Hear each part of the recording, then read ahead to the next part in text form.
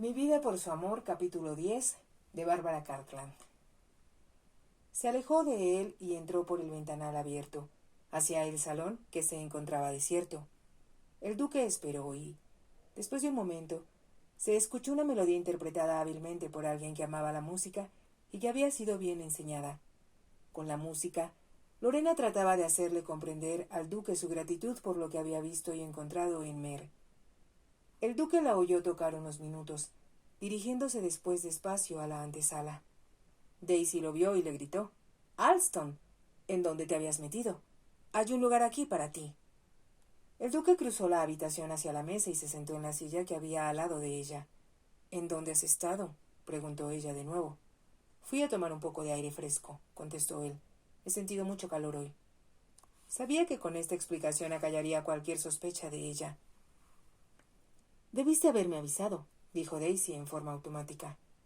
Entonces, mientras le daba las cartas, agregó en un murmullo que solo él podía escuchar: «Mi amor, te eché de menos. Ya sabes que no me gusta tenerte lejos de mí, ni siquiera por unos minutos». Extendía las manos, aferrándose a él, tratando de mantenerlo cautivo. El duque se sintió acometido de extraña furia. No tenía ningún deseo de verse atado a nadie. No quería pertenecer a ninguna mujer. Luego recordó que había oído decir a Kelvin Fane que él era libre y supo que era una mentira. Ninguno de ellos era libre. Aquellas mujeres los poseían, y él estaba sometido a Daisy, como Lorena había comprendido que Kelvin lo estaba a Sara. «Maldita sea», se dijo, «soy un hombre o un ratón para permitir que me pase esto». Miró sus cartas y las colocó boca abajo sobre la mesa. «No tengo deseos de jugar esta noche», dijo. «Hace demasiado calor». Empujó su silla hacia atrás y se puso de pie, mientras Daisy lanzaba un grito de protesta. «Pero, Alston, esto es...» El duque sabía lo que estaba diciendo ella, pero se negó a escucharla. Cruzó la habitación hacia donde Kelvin Fane se encontraba de pie, con una expresión obstinada en el rostro. Escuchaba a Sarah Storr, que se había levantado de la mesa para hablarle. «No sé qué pensarás tú, Fane», dijo el duque, «pero me gustaría jugar una partida de billar. ¿Te sientes con ánimos para competir conmigo?» «Sí, desde luego», contestó el mayor. «Y a eso llamo yo una sugerencia sensata». «Quiero que juegues bridge conmigo», protestó Sarah Storr. «Ya está completo el cuarteto», contestó Kelvin Fane. El duque se había movido hacia la puerta. Kelvin lo siguió, pero Sarah le dio alcance y lo tomó del brazo. «No tardes demasiado», dijo en un murmullo. «Te estaré esperando, queridito». Kelvin Fane no contestó. Sabía, mientras caminaba hacia la sala de billar junto al duque, que no iría a ver a Sara de nuevo esa noche. El duque se encontraba dormido, cuando lo despertó el gruñido de su perro, Rufus, que siempre dormía con él. Rufus no acostumbraba a despertarse por la noche y cuando el duque abrió los ojos, pensó que ya debía haber amanecido. La habitación estaba sumida en completa oscuridad, pero como él había descorrido las cortinas antes de acostarse, debido al calor, podía ver a través de la ventana las estrellas que brillaban en el cielo. Rufus gruñó de nuevo, y el duque se preguntó qué podía inquietarlo. Entonces el perro se acercó a la puerta, olfateando. El duque estaba ahora seguro de que había alguien afuera, en el corredor, y se preguntó quién podía ser. Era muy improbable que nadie pasara frente a su habitación, porque él ocupaba la alcoba principal que, aunque estaba en el primer piso, no quedaba cerca de ningún otro dormitorio, excepto uno. Allí dormía la condesa, pero era muy poco probable que anduviera por el pasillo a esa hora de la noche o que se dispusiera a reunírsele. En realidad, él se había negado ir al dormitorio de ella la noche anterior, como ella quería que hiciera cuando subieron a acostarse. Sabía que ella lo había estado esperando, como había esperado también la noche anterior, pero no sintió deseos de ir a verla, y Daisy tenía suficiente experiencia con los hombres para no presionarlo. Cuando todos habían subido juntos la escalera, al terminar el baccará y los invitados del duque se retiraron a sus habitaciones, Daisy se había quedado con él en el corredor. El duque se detuvo frente a la puerta de ella. «Hasta mañana, Daisy», le había dicho. «Me alegra mucho que hayas ganado esta noche». «¿Tiene que ser hasta mañana?», preguntó ella. Se veía tan hermosa a la luz de los candelabros dorados del corredor que el mismo duque se sorprendió de que no le inspirara el menor deseo. Titubeó aún en el momento de llevarse la mano de ella a los labios. Estoy cansado, le había dicho. Se había sentido avergonzado de sí mismo, porque aquella era una razón tan banal que Daisy no la creería. Él besó su mano y, como si se sintiera un poco desconcertada de la actitud de él, Daisy había tratado de atraerlo hacia ella, pero el duque se volvió y empezó a alejarse. Buenas noches, Daisy, dijo. Es muy tarde, así que estoy seguro de que dormirás bien. Él comprendió que ella había hecho un movimiento para tratar de detenerlo, pero avanzó rápidamente por el corredor, en dirección de su propia habitación sin volver la cabeza. Ahora, como Rufus continuaba olfateando la puerta, el duque escuchó y esperó, lleno de tensión. Pensó que sería poco digno y terriblemente embarazoso tener una escena con Daisy en ese momento, pero la puerta no se abrió. Ahora estaba seguro, sin saber explicar por qué, de que la persona que andaba afuera había pasado de largo. De pronto se le ocurrió que podía ser un ladrón que se había introducido en la casa. Los lacayos que vigilaban por la noche ya estaban envejeciendo, por lo que el duque había considerado la posibilidad de instalar una de esas nuevas alarmas contra robo que, según se decía, eran muy eficientes. Nunca le había parecido necesaria una estrecha vigilancia contra ladrones en Mer, pero había oído hablar últimamente de robos en varias casas grandes y comprendía que los tesoros que poseía podían resultar una gran tentación para algunos coleccionistas, que con frecuencia empleaban métodos poco escrupulosos para enriquecer sus colecciones.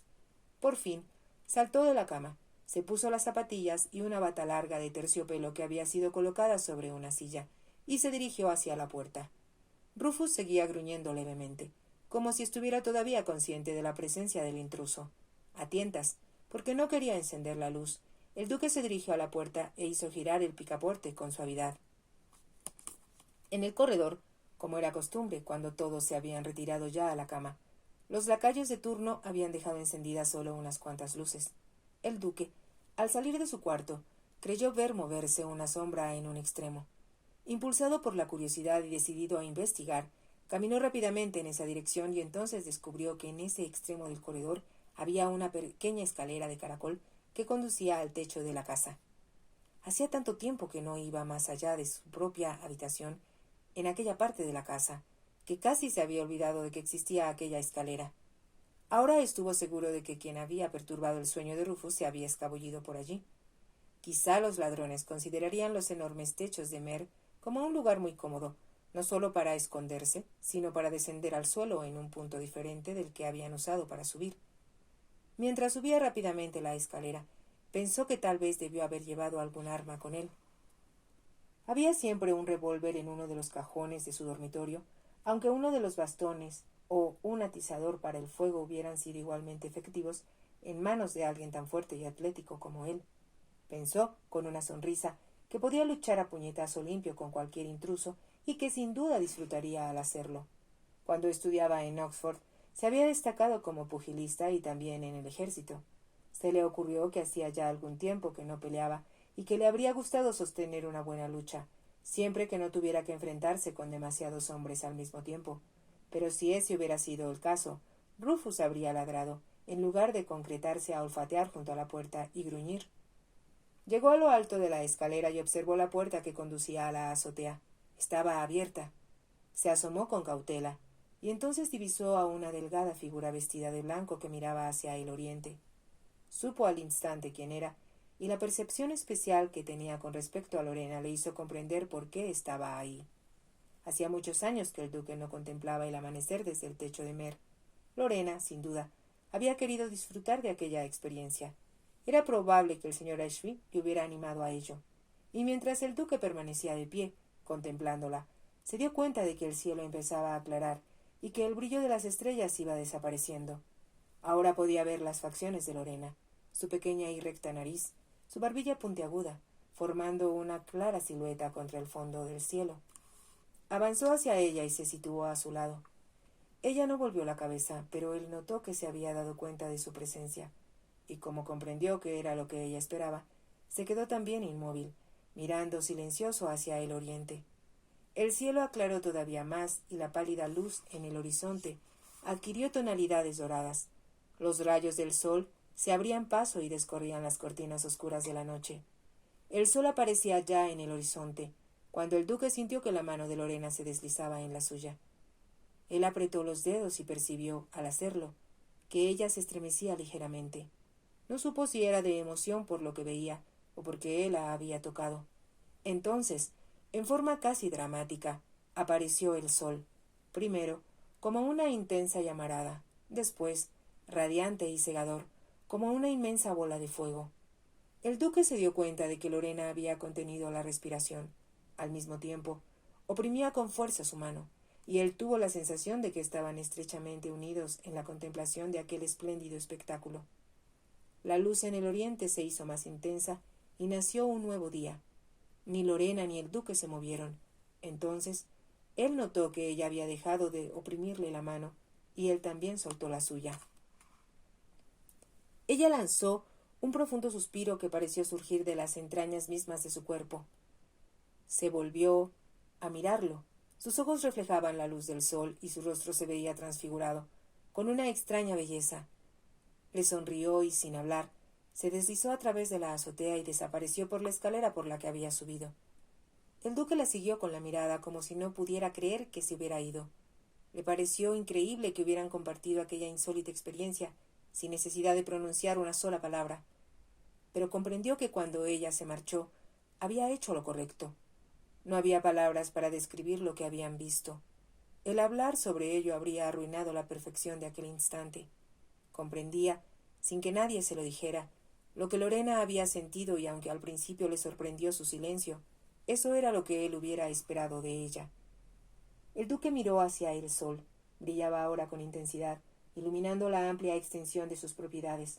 Podía ver los bosques, las praderas, los arroyos y las granjas esparcidas alrededor, con los animales pastando cerca. Todo se extendía ante él como un mapa en el que él podía moverse y vivir. Es mío, todo mío, pensó. Entonces comprendió que era algo más que eso. Era un depósito sagrado que su padre y sus antecesores habían confiado a su cuidado y que, a su vez, él debería entregar a su hijo y a quienes siguieran sus pasos. Lorena durmió hasta más tarde de lo acostumbrado, y cuando despertó, estuvo segura de haber experimentado algo tan precioso, tan perfecto, que lo guardaría para siempre en su corazón. Comprendió que lo más maravilloso era el hecho de que el duque hubiera compartido con ella aquel mágico momento. No pudo imaginar cómo él había adivinado que ella estaba en la azotea, y aceptó como un pequeño milagro que apareciera de pronto a su lado y que, sin pensarlo siquiera, lo hubiera tomado de la mano. Cuando el señor Ashby le mencionó que la vista desde arriba era estupenda y la mejor de todo el condado, Lorena decidió que quería contemplarla al amanecer.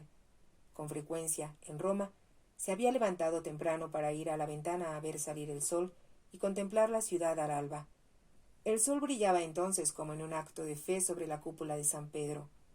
Había comprendido que la vista de que había disfrutado en el convento no podría compararse a la de Mer, que, por encontrarse en un terreno tan elevado, dominaría el panorama hasta una gran distancia. No se sintió desilusionada y todo fue como lo esperaba. Jamás olvidaría aquel momento de su vida, como no podría olvidar los sentimientos que el duque había despertado en ella cuando él cerró los dedos en torno a los suyos. Se dio cuenta, también, cuando volvió a su dormitorio y se deslizó en el lecho, de que lo que sentía era amor. Era, en realidad, lo que había estado sintiendo por él desde el primer momento, pero había tenido miedo de darle un nombre, aún para sí misma. Lo amo, se dijo, y es exactamente como yo esperaba que fuera el amor, espiritual y perfecto, y que, como el sol, procediera de Dios. Quería orar para expresar su gratitud por aquella maravilla que estaba sintiendo. Era una fuente de alegría para ella, pues las emociones que la sacudían no podían expresarse de otra manera. Lo amo, se dijo una y otra vez. Por el momento, no alteraba su dicha el saber que él no la amaría nunca, que nunca habría nada personal o íntimo entre ellos, y que él no sería para ella más de lo que había sido cuando lo vio la primera vez, un príncipe que vivía en un palacio de cuento de hadas. Sin importar a dónde vaya, sin importar lo que me suceda, pensó ella, él estará siempre en mi pensamiento, y nada podrá arrebatarme la emoción de que acabo de experimentar cuando contemplamos juntos el amanecer. En forma vaga, como si llegara de una lejana nebulosa de su mente. Su cerebro le dijo que él pertenecía a la condesa, pero por el momento ni siquiera eso tenía importancia junto a lo que ella sentía y que, en cierta forma, recibía como una bendición que solo podía proceder de Dios. Amar a alguien tan maravilloso es un privilegio y un honor, se dijo. Puedo rezar por él y sentir que quizá, en alguna forma, mis oraciones lo protegerán. No podía menos que decirse que la condesa no era la persona que convenía a alguien tan comprensivo y tan lleno de compasión como el conde. Pero se hizo ver a sí misma, con humildad, que ella no era nadie para juzgar. Comprendió, también, que la condesa lucharía por conservarlo. Perder a un hombre así, si él la amara, se dijo Lorena, equivaldría a la muerte misma. Se quedó dormida, pensando en el conde, pensando en el duque, y estaba segura de que había soñado con él. Cuando despertó mucho más tarde, sintió que, de algún modo, él seguía con ella y que oprimía aún su mano. Cuando bajó, después de tomar el desayuno que Emily le había llevado a su dormitorio, al ver que no se levantaba, encontró que Sir Hugo y Perry la estaban esperando para ir a cabalgar. Hubiera querido preguntar dónde estaba el duque, pero no sabía cómo hacerlo, hasta que Sir Hugo le contestó al decir: la mayor parte de los invitados se han ido ya, sin nosotros, y como el duque está hablando con su administrador, no lo esperaremos. Lorena no hubiera querido decir que deseaba esperarlo, pero comprendió que a su tío le parecería muy extraño. Entonces montó el caballo que esperaba afuera y trató de convencerse de que debía sentirse muy afortunada de poder cabalgar y no pedir más. Hubiera querido que el duque estuviera ahí. Deseaba verlo montando su magnífico caballo negro en la forma en que él lo hacía, como si fuera parte misma del animal. Anhelaba ver su rostro, escuchar su voz. Cabalgaron por casi 2 horas y después, cuando volvían a la casa, Lorena sintió una gran emoción interior porque, en poco tiempo, vería de nuevo al duque. Lo amo, se dijo, pero debo ocultarlo para que él jamás adivine lo que siento. Y no debo permitir que nadie más tenga la menor sospecha. Sabía que a la única persona que temía, ante la posibilidad de que pudiera sospechar algo, era a la condesa. Cuando pensó en lo hermosa que era Daisy Hellingford, sintió como si una sombra, de pronto, hubiera ocultado el sol. El duque estaba en la biblioteca firmando algunos papeles que su secretario le había traído, cuando la condesa entró en la habitación. Se veía muy hermosa en un traje de gasa malva pálido y un sombrero de ala ancha adornado con flores artificiales. Me temo que estoy ocupado, Daisy, repuso el duque automáticamente, pero su secretario se apresuró a decir: esta es la última, su señoría. Le pido disculpas por haberlo entretenido tanto tiempo. El duque no pudo hacer ya nada, bajo las circunstancias, así que cuando el secretario se marchó con las cartas que había firmado, se puso de pie para dirigirse hacia la chimenea donde Daisy Hellingford lo estaba esperando. No esperaba que bajaras tan temprano, Daisy, dijo él. En realidad, pienso ir a montar, ahora que he terminado con las cartas. ¿Por qué no vienes conmigo? El duque sabía demasiado que la invitación era inútil, porque a Daisy no le gustaba montar y jamás se subía a un caballo si podía evitarlo. Quiero hablar contigo, Alston. El duque se resignó a lo que sabía que tendría que oír, tarde o temprano. ¿Quieres hablar aquí?, preguntó. ¿O prefieres salir al jardín? Lo que tengo que decir debe decirse ahora mismo, replicó Daisy. Y el lugar no tiene ninguna importancia. Muy bien, aceptó el duque. Te estás comportando de una manera por demás extraña, Alston, y exijo una explicación. En primer lugar, desde que llegué aquí te he observado secretear con tus amigos sobre algo que desconozco y, en segundo lugar, me has estado evitando. El duque abrió la boca para contestar, pero ella levantó la mano. No he terminado, dijo. La semana pasada, en Londres, te mostraste bastante evasivo. Pensé que era porque habíamos ido a demasiadas fiestas y visto a demasiada gente, y que aquí, en Mer, sería diferente. Ahora escúchame, Daisy, comenzó a decir el duque, cuando ella se detuvo. Escúchame tú a mí, interrumpió ella furiosa. Te amo, Alston, y pensé que tú también me amabas. Pero no te has acercado siquiera a mí desde que llegué aquí, y quiero saber la razón. Habían llegado, se dijo el duque, a la médula de todo el problema. Se había dicho ya que aquello tendría que terminar, tarde o temprano. Y puesto que Daisy se obstinaba en aclarar las cosas, Solo restaba poner fin a aquello de una vez por todas. Se alejó de la chimenea hacia la ventana, preguntándose por qué las mujeres tenían siempre que decir con palabras lo que por obvio no requería de ellas. Se quedó de pie, mirando hacia afuera. Entonces dijo: «Creo, Daisy, que ambos somos ya lo bastante adultos para aceptar las cosas que suceden en la vida, sin recriminaciones, sin tener que manifestarlas con palabras innecesarias». Daisy se quedó callada por un momento. Él se volvió hacia ella con curiosidad y vio en su rostro una expresión que debió haber anticipado. Era de asombro. «¿Me estás diciendo que te has cansado de mí?», preguntó después de un instante, con voz ahogada. El tono con que lo dijo le reveló al duque que tal posibilidad le parecía a ella inconcebible. «No estoy cansado exactamente», dijo el duque en forma evasiva, «pero creo, Daisy, que ambos nos damos cuenta de que nuestro romance no tiene ya la espontaneidad ni la emoción del comienzo». «Esa es una mentira en lo que a mí se refiere», exclamó Daisy furiosa. «Te amo, Alston, y mis sentimientos no han cambiado. No creo que eso sea la verdad estricta. Al mismo tiempo, no estoy dispuesto a discutir sobre ello. Cuando volvamos a Londres te enviaré un regalo, que espero conserve siempre como recuerdo de la gran felicidad que disfrutamos juntos. Y espero que sigamos siendo amigos». Si te ha gustado, te invito a que te suscribas, a que me regales un me gusta y actives la campanita para que puedas seguir escuchando esta historia y muchas más. Gracias.